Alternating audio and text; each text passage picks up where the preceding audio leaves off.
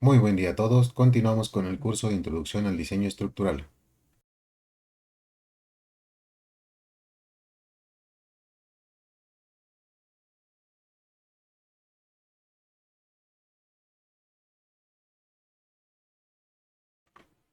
En esta parte y para cerrar el capítulo 2, veremos los criterios para dimensionamiento.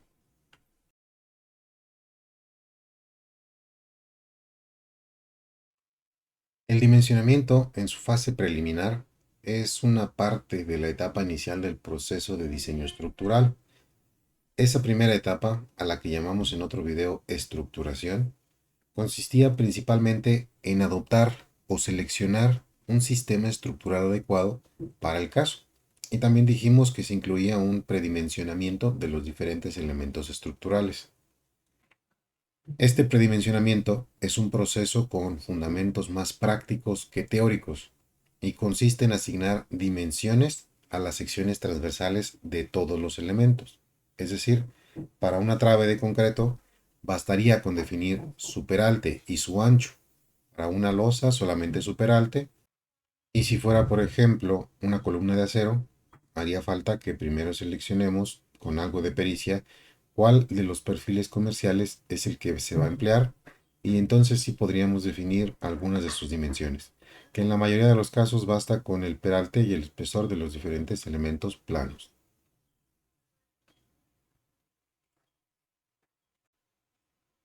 El predimensionamiento es fundamental para el proceso de diseño estructural, porque en el siguiente paso, que es dentro de la etapa de análisis, debemos elaborar un modelo matemático que ya debe incluir las propiedades de cada elemento.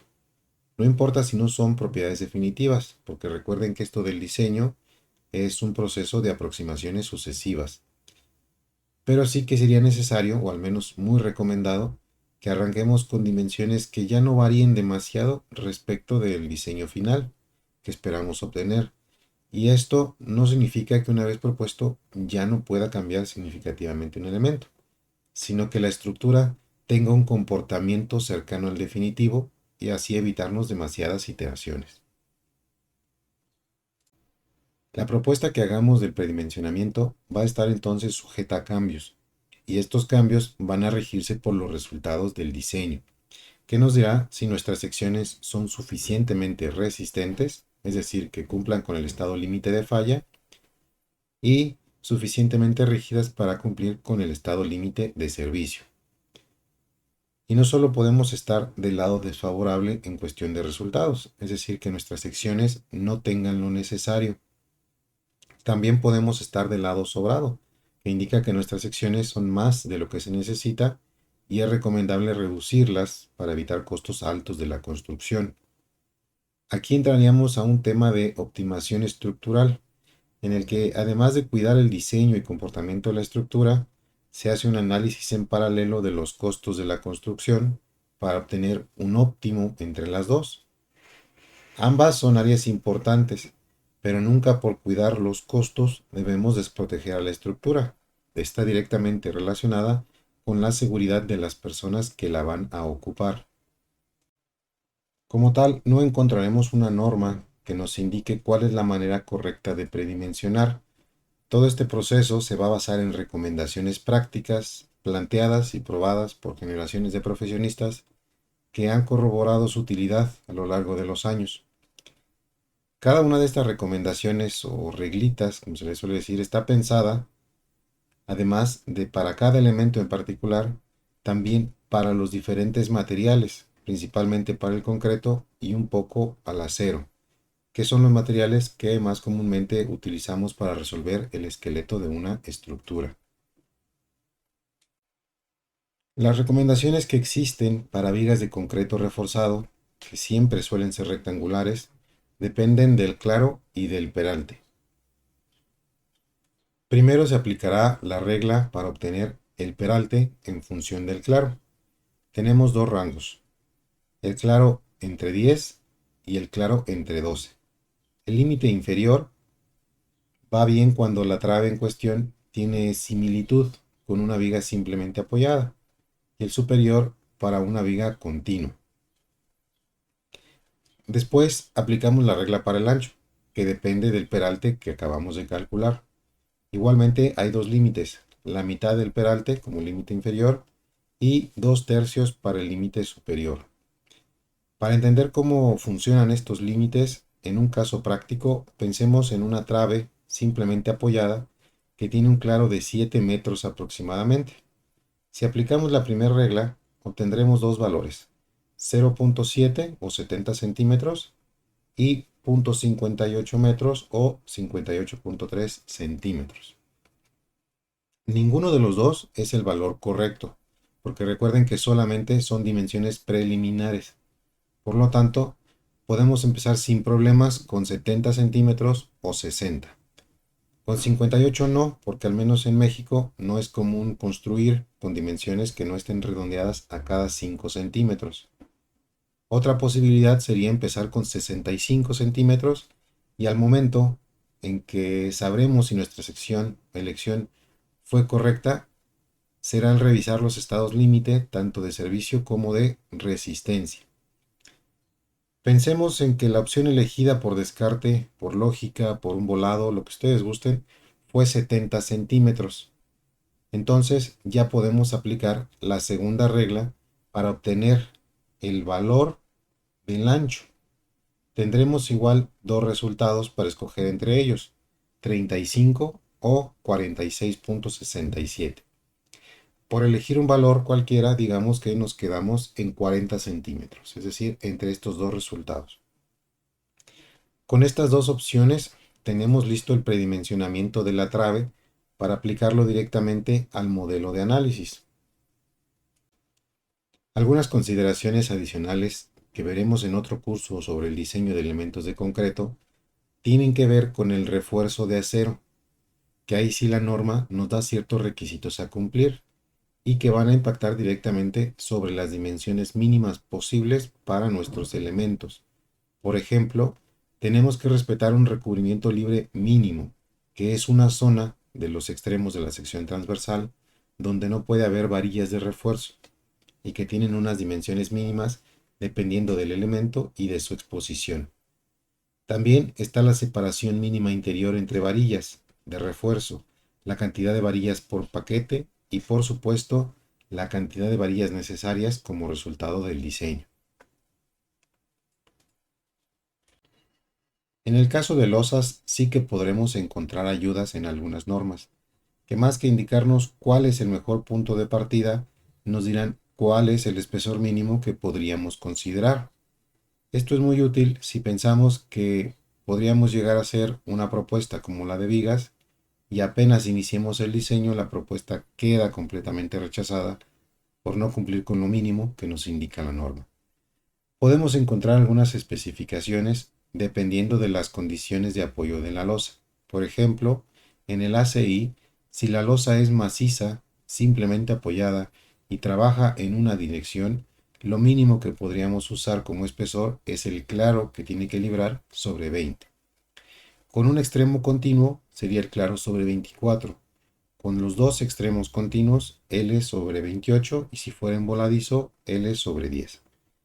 Estos límites aplican solo si no hay elementos sobre la losa que sean susceptibles a dañarse por deformaciones importantes.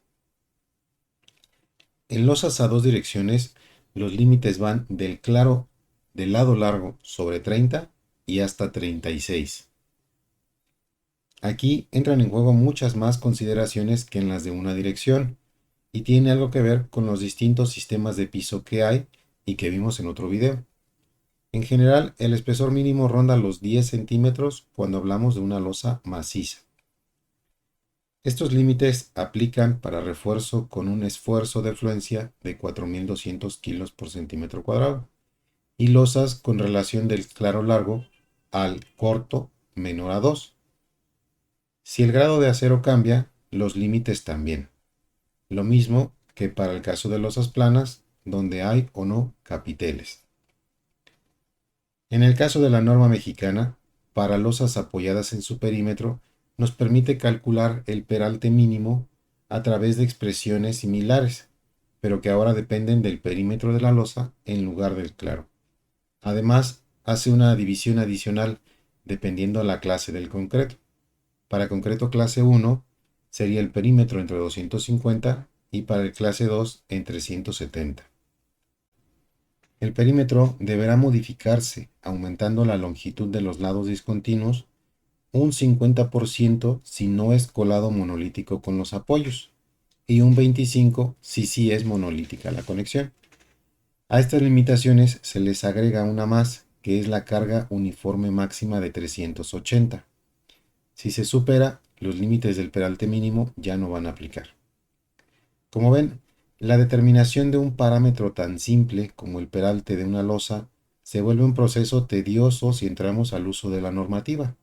Y no estoy diciendo que no sirvan o que no las usemos, se tienen que revisar, pero a nivel de predimensionamiento es más práctico utilizar un valor cotidiano o incluso en el caso de sistemas de piso prefabricados, como pueden ser la losa de vigueta y bovedilla o la losa acero, los fabricantes en sus fichas técnicas nos permiten determinar de manera más sencilla a través de tablas el espesor de nuestras losas.